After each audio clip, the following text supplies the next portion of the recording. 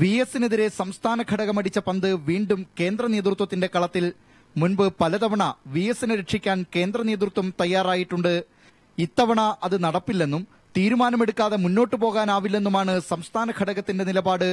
എന്നാൽ അടിയന്തരമായി ഇക്കാര്യം ചർച്ച ചെയ്യേണ്ട കാര്യമില്ലെന്നാണ് കേന്ദ്ര നേതൃത്വം പറയുന്നത്. PB ചേരുമെന്ന വാർത്ത പരന്ന 20, 21 തീയതികളിൽ ട്രേഡ് യൂണിയനുകളുടെ അഖിലേന്ത്യാ പണിമുടക്കാണ്.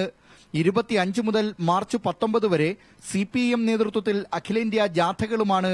വി എസിനെതിരായ സംസ്ഥാന ഘടകത്തിന്റെ ശുപാർശ ജാഥകൾക്ക് സമാപനം കുറിച്ച് മാർച്ച് 19 ഡൽഹിയിൽ നടക്കുന്ന റാലിക്ക് ശേഷമേ പരിഗണിക്കൂ. വി എസിനെതിരെ നടപടിയെടുത്താൽ അത് ജാഥകളെ ബാധിക്കുമെന്നാണ് കേന്ദ്ര നേതൃത്വത്തിന്റെ വിലയിരുത്തൽ.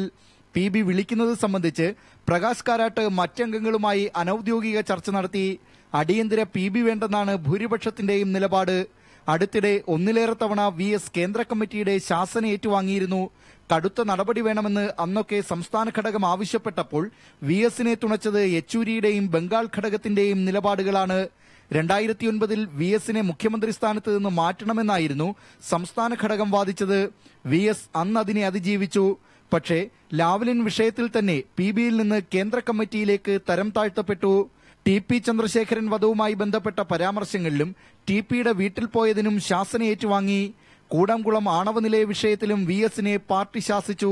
പിന്നീട് സംസ്ഥാന നേതൃത്വവുമായി വലിയ ഏറ്റുമുട്ടലിന് തുനിയാതിരുന്ന വി എസിനെ പ്രകോപിപ്പിച്ചത് വിശ്വസ്തരായ ജീവനക്കാരെ പുറത്താക്കാനുള്ള ശുപാർശയും അദ്ദേഹത്തിനെതിരെ ആരോപണങ്ങളടങ്ങിയ P കരുണാകരൻ റിപ്പോർട്ടുമാണെന്ന് വി എസിനെ അനുകൂലിക്കുന്ന PB അംഗങ്ങൾ ചൂണ്ടിക്കാട്ടുന്നു.